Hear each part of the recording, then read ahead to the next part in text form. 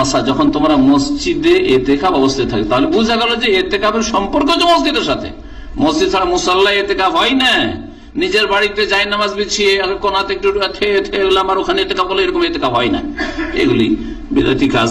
এইরকম কোন ফতুয়া কোরআন হাদিস ভিত্তিক। মহিলারা কি এতেকাফ ঘরে করতে পারবে? এতেকাফ না, এতেকাফের জন্য জায়গা হচ্ছে মসজিদ। ওয়ান্তুম আকিফুনা ফিল মাসাজিদ, সূরা আল বাকারা 187 নম্বর আয়াতে আল্লাহ তাআলা বলেন ওয়ালা তুবাশিরুহুন্না ওয়া আনতুম আকিফুনা ফিল মাসাজিদ। একটু আগেই শুনলেন কথিত আহলে হাদিসরা বিভ্রান্তিকর ফতোয়া দিয়ে বলেছে যে নারীরা, মহিলারা, মা বোনেরা নাকি মসজিদে বাইত তথা ঘরের অভ্যন্তরে নামাজের স্থানে ইতিকাফ থাকলে ইতিকাফ বিদআত হবে। আহলে হাদিসদের বক্তব্য হলো নারীরা যদি ইতিকাফ থাকতে চায় তাহলে অবশ্যই মসজিদে থাকতে হবে।